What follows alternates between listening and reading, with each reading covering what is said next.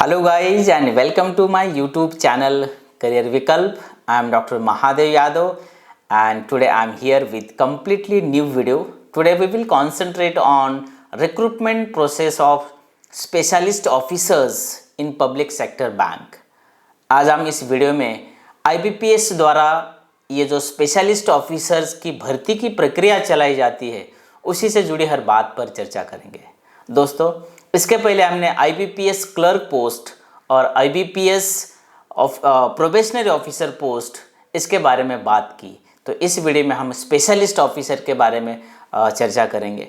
दोस्तों, ग्रेजुएशन या post graduation करने के बाद सबके मन में ये सवाल आता है कि आप क्या करें। हम लोग चिंता में रहते हैं, कंफ्यूज रहते हैं, बट अगर मार्केट में देखा जाए तो बहुत सारी करियर की अपॉर्चुनिटीज़ है, ज़रूरत है सिर्फ उनको जानने की। और दोस्तों, उसी का एक पार्ट है करियर इन बैंकिंग। आज भारत में बैंकिंग सेक्टर का जो ग्रोथ बहुत तेज़ गति से हो रहा है और उसी तेज़ गति से करियर की जो संभावनाएं वो भी बढ़ रही है। आने वाले समय में सरकारी बैंक हो या निजी बैंक हो या विदेशी बैंक हो, हर बैंक में करियर की जो संभावनाएं बहुत तेज गति से बढ़ने वाली है और इसीलिए आप लोगों के लिए एक करियर का best option career in banking sector. दोस्तों, IBPS द्वारा स्पेशलिस्ट ऑफिसर की भर्ती की प्रक्रिया चलाई जाती है और उसी से संबंधित जो मुद्दे हैं उसी के बारे में आज इस वीडियो में हम चर्चा करेंगे, जिसमें हम देखेंगे selection process of specialist officers, then specialist officer के लिए एजुकेशन क्वालिफिकेशन जो मापदंड है क्या होता है, उसके बाद स्पेशलिस्ट ऑफिसर के लिए age limit, then medium of examination, then salary for specialist officers. उसके बाद हम देखेंगे various responsibilities of specialist officers, जो जिम्मेदारियां होती है स्पेशलिस्ट ऑफिसर की, जो वर्क होता है स्पेशलिस्ट ऑफिसर का वो क्या होता है। उसके बाद हम फोकस करेंगे द स्ट्रक्चर ऑफ एग्जामिनेशन और लास्ट में अगर आप स्पेशलिस्ट ऑफिसर के बारे में सोच रहे हैं तो उसका एप्लीकेशन का प्रोसेस क्या होता है, how to apply for this specialist officers. तो ये जो बिंदु है उसके ऊपर हम चर्चा करेंगे। दोस्तों, ये जो प्रोसेस होती है ये IBPS द्वारा चलाई जाती है, इसलिए IBPS के बारे में जानना भी उतना ही ज़रूरी है। तो IBPS एक government own bank personal recruitment agency है, जो ऑटोनॉमस बॉडी भी जिसको कहा जाता है, और इसका फुल फॉर्म है the institute of banking personal selection, which was established in 1975 with a very small unit called Personal Selection Service under the National Institute of Banking Management, और it was converted into IBPS in 1984। And ये जो IBPS है ये IBPS ने common written examination 2011 से start किया था for the recruiting candidates into public sector banks. दोस्तों, अब हम बात करेंगे selection process of specialist officers. So this process occurs in 3 phases. ये जो स्पेशलिस्ट ऑफिसर की सिलेक्शन प्रोसेस है वो 3 चरणों में होती है, जिसमें पहला चरण होता है प्रिलिमिनरी एग्ज़ाम, दूसरा होता है मेन एग्ज़ाम और तीसरा जो फेज होता है, जो चरण होता है वो है इंटरव्यू प्रोसेस। सो आप अगर मेन प्रीलिमिनरी एग्ज़ाम में क्वालिफाई करते हैं, प्रीलिम एग्ज़ाम अगर आप क्वालिफाई करते हैं तो आपको मेन एग्ज़ाम के लिए बुलाया जाता है एंड मेन एग्ज़ाम क्वालिफाई करने के बाद you will be short listed for interview. दोस्तों, इंटरव्यू के लिए जो टोटल मार्क्स होते हैं वो 100 होते हैं और यहाँ आपको मिनिमम 40 मार्क्स मिलने चाहिए। अगर आप SC ST से बिलोंग करते हैं या OBC या PWBD से बिलोंग करते हैं तो आपको 35% मिलने ही चाहिए। और इसका जो वेटेज होता है वो 80-20 का रहता है। 80% ऑनलाइन मेन एग्ज़ाम को दिया जाता है और 20% इंटरव्यू को दिया जाता है। तो आप अगर ये दोनों भी क्वालिफाई होते हैं तो आपका फाइनल सिलेक्शन होता है स्पेशलिस्ट ऑफिसर की। What is the age limit for specialist officer? The candidates who are interested in applying IBPS specialist officer must be minimum of 20 years and must not exceeds of 30 years।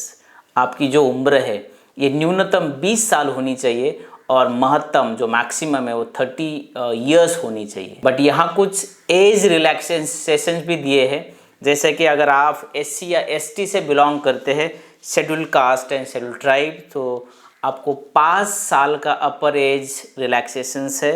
If you belong to OBC other backward classes तो 3 साल है। Then persons with disabilities के लिए 10 साल का relaxations है। Army personnels के लिए 5 इयर्स का है। अगर 1984 राइट विक्टिम्स जो लोग हैं उनके लिए 5 इयर्स का अपर एज रिलैक्सेशंस है। अब हम बात करेंगे IBPS स्पेशलिस्ट ऑफिसर के लिए एजुकेशन क्वालिफिकेशन क्या होता है, योग्यता और मापदंड क्या होता है। तो दोस्तों, एजुकेशन क्वालिफिकेशन विभिन्न पोस्ट के लिए अलग अलग एजुकेशन क्वालिफिकेशन की मांग की जाती है। जैसे स्पेशलिस्ट ऑफिसर की जो भर्ती होती है विभिन्न पोस्ट के लिए भर्ती होती है। जैसे IBPS specialist officer in IT scale 1, then agriculture field officer scale 1, राजभाषा अधिकारी scale 1, then law officer scale 1, HR personnel officer scale 1, then marketing officer scale 1। तो इन अलग अलग ऑफिसर के लिए, अलग अलग पोस्ट के लिए अलग अलग योग्यता और मापदंडों की मांग की जाती है। अब हम बात करेंगे IT ऑफिसर स्केल 1। उसमें 4 साल इंजीनियरिंग डिग्री की मांग की जाती है और ये degree computer science, computer application, information technology, then electronics और and telecommunication, then electronic and communication, electronics and instruments, इनमें से एक सब्जेक्ट्स में 4 साल का इंजीनियरिंग आपका होना चाहिए। देन उसके साथ साथ post graduation degree in electronics and communication, electronics and instruments, इसमें से एक सब्जेक्ट्स में आपका PG होना चाहिए। उसके साथ उम्मीदवार ने ग्रेजुएशन के साथ DCE ACC लेवल B उत्तीर्ण भी होना चाहिए। तो ये क्वालिफिकेशन है IT ऑफिसर के लिए। अब हम बात करेंगे एग्रीकल्चर फील्ड ऑफिसर का जो क्वालिफिकेशन होता है, एजुकेशन क्वालिफिकेशन, ये क्या होता है। तो उसमें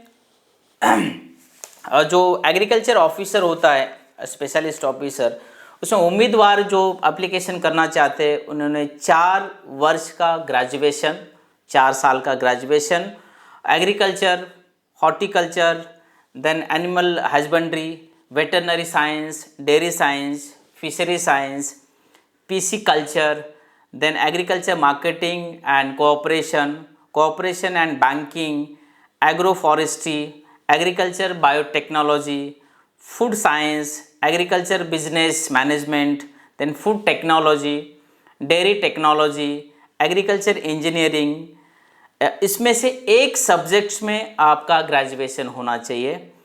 देन नेक्स्ट जो आता है भाषा अधिकारी के लिए post graduation degree in Hindi with English as a subject at degree level और post graduate degree in Sanskrit with English and Hindi as a subject at degree level. तो ये क्वालिफिकेशन होता है राजभाषा अधिकारी के लिए। देन जो लॉ ऑफिसर स्केल 1 जो स्पेशलिस्ट ऑफिसर होता है उसके लिए अलग क्वालिफिकेशन है, जिसमें bachelor degree in law LLB and enrol as an advocate with bar council. तो ये क्वालिफिकेशन लॉ ऑफिसर के लिए होता है। देन HR ऑफिसर स्केल 1 के लिए you should have graduate and 2 years full-time post-graduate degree or 2 years full-time post-graduate diploma in personal management, industrial relation, HR, HRD, then उसके बाद social work and labor laws में होना चाहिए।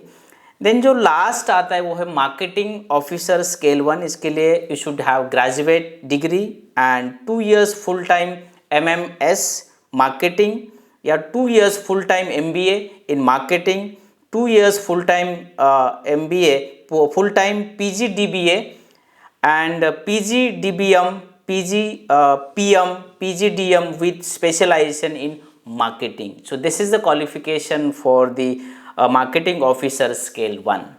अब हम medium of examination के बारे में बात करेंगे। तो दोस्तों, स्पेशलिस्ट ऑफिसर और प्रोबेशनरी ऑफिसर, ये पोस्ट के लिए हिंदी एंड इंग्लिश, इन्हीं में से आप कोई भी एक भाषा में आप पेपर दे सकते हैं। जैसा IBPS क्लर्क पोस्ट के लिए रीजनल लैंग्वेज को स्वीकारा गया है, वैसा यहाँ प्रोबेशनर ऑफिसर और स्पेशलिस्ट ऑफिसर के लिए नहीं है। आपको एक तो हिंदी में, नहीं तो इंग्लिश में पेपर देना पड़ेगा। तो ये दो ही लैंग्वेज होती है स्पेशलिस्ट ऑफिसर के लिए। देन अब हम बात करेंगे exam pattern of preliminary exam for this specialist officers.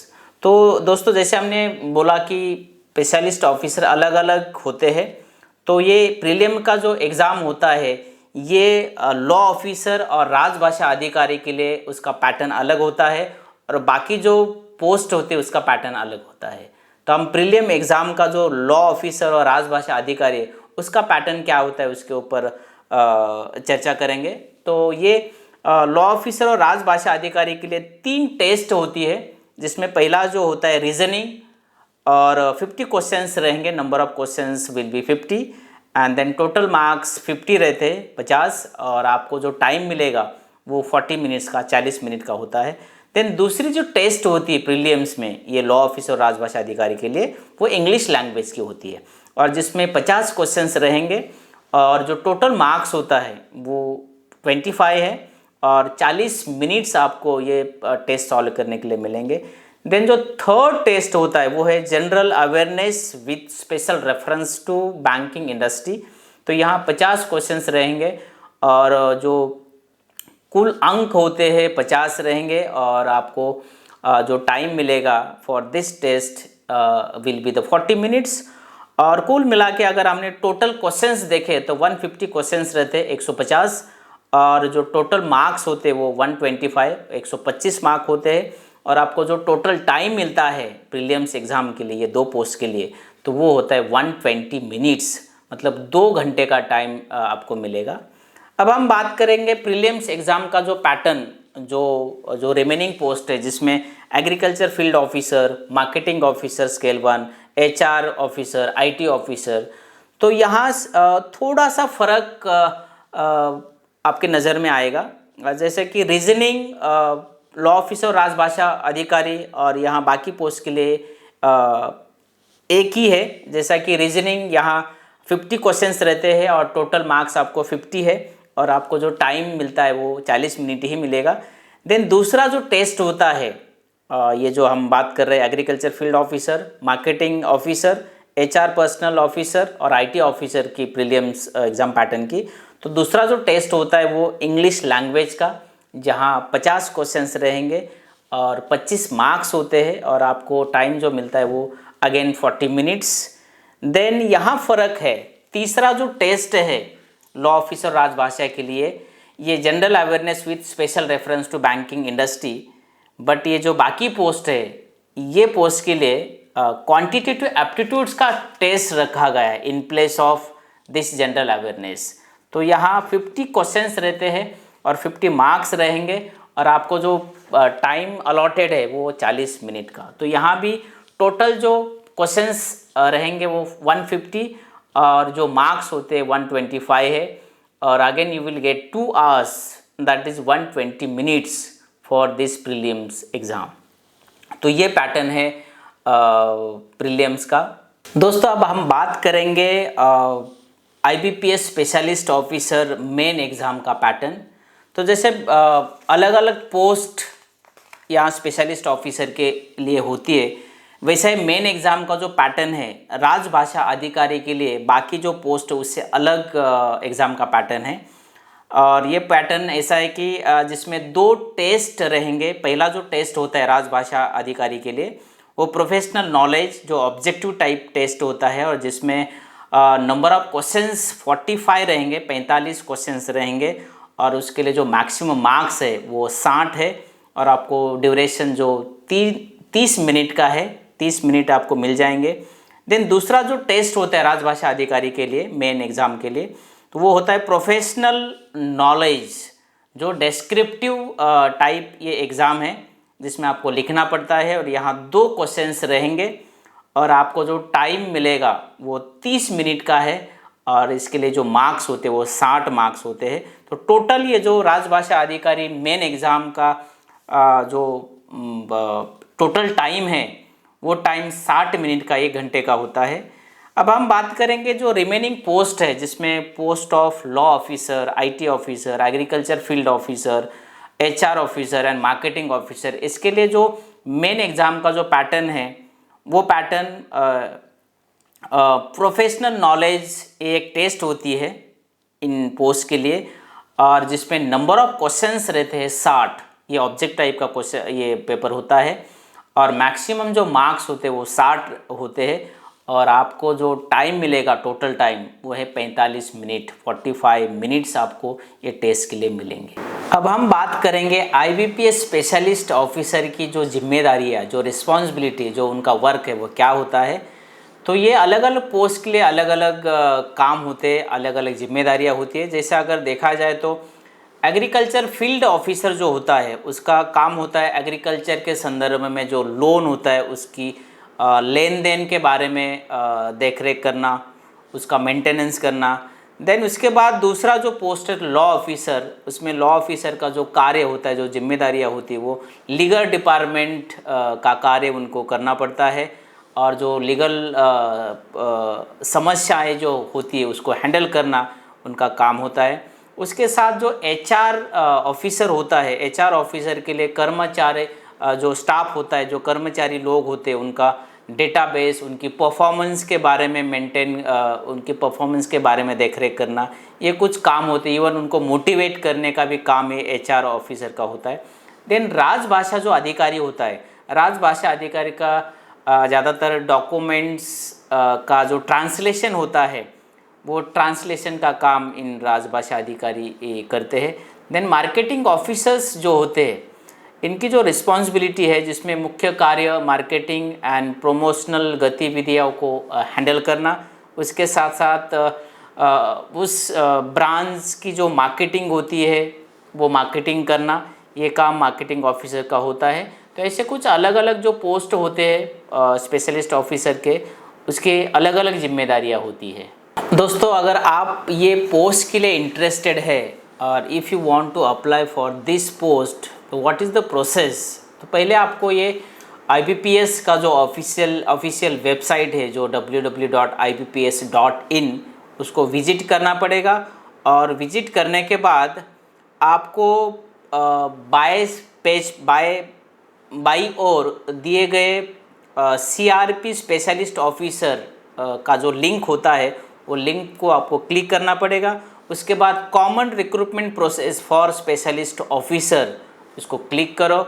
और बाद में जो प्रोसेस होता है वो बहुत ही इजी प्रोसेस होता है, जिसमें आपको बेसिक आपका इन्फॉर्मेशन, उसके साथ आपको आपका फ़ोटो स्कैन करना पड़ता है, उसको अपलोड करो। फिर सिग्नेचर को स्कैन करके उन्होंने पर्टिकुलर साइज़ दिया रहता है, वो साइज़ के हिसाब से स्कैन करके आपको अपलोड करना पड़ता है।